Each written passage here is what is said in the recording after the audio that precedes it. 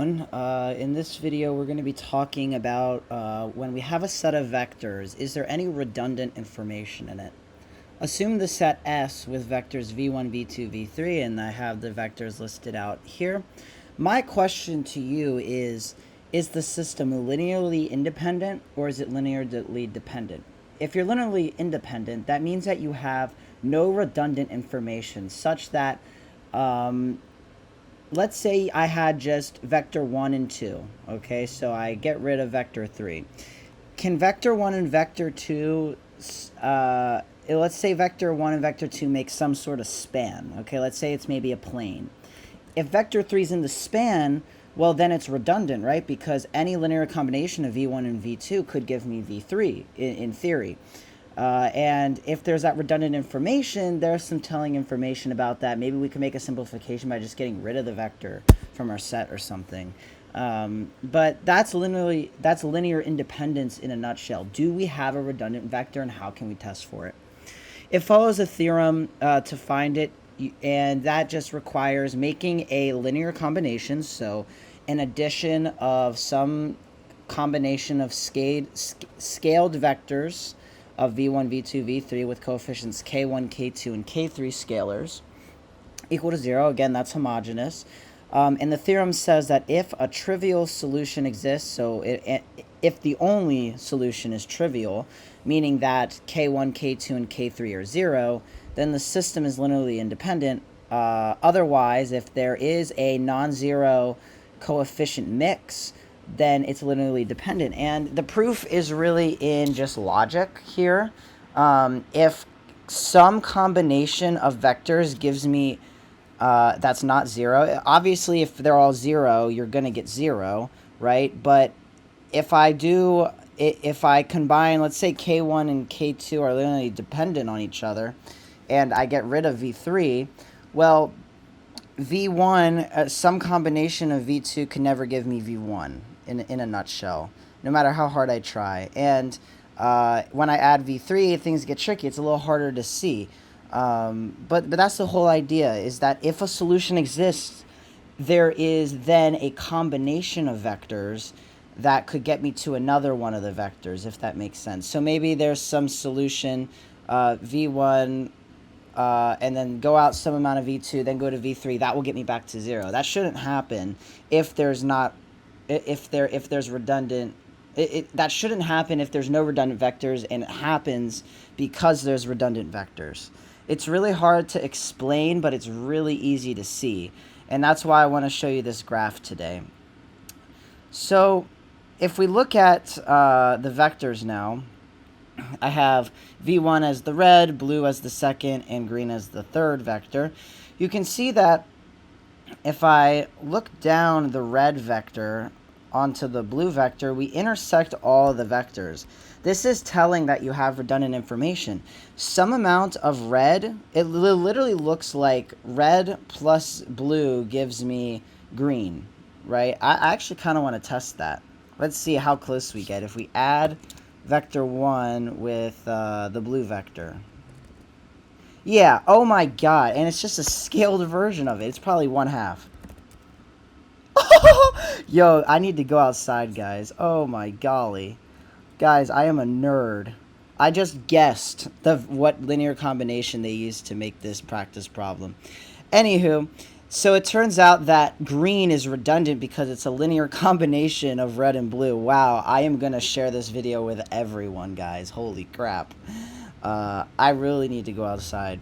Anywho, so we know that green can be expressed as a combination, in this case 1/2 the sum of vector 1 and vector 2, and that just means that the system is linearly dependent.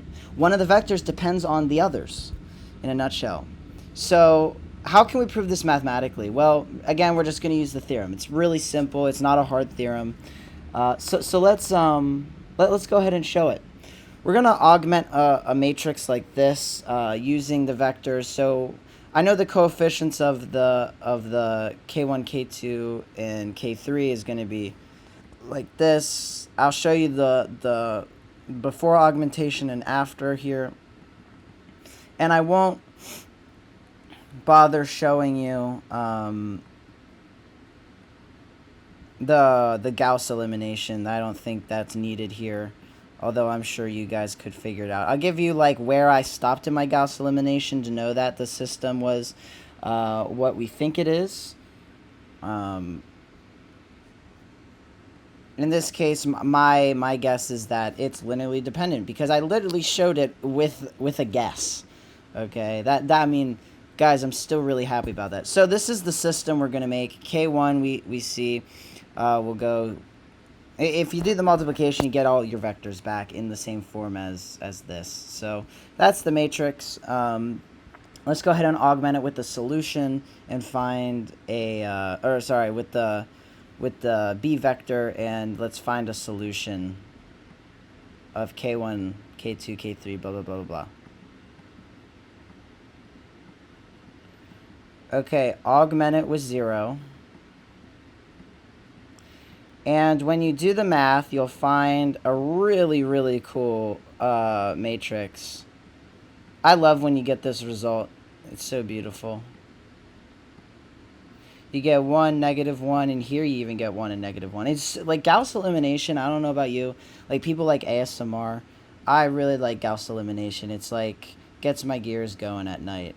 Anywho, this is the system you get, which says that K1 minus 2K2 plus 3K3 equals 0. But notice that these bottom two rows are saying that K2 equal, or if I, well, I'll show the full thing. K2 minus K3 equals 0, such that we could say that K2 equals K3. So we can actually simplify this. Because K2 equals K3, you are allowed to say that K2 equals K3 equals T, right? This is vital to understand. All I'm saying is that because the two variables are equal to each other, let's define it as a new variable T. So that will come in handy when we talk about the solutions. And that such that if I plug in T for K2 and K3 in this top solution, I get K1 equals -T.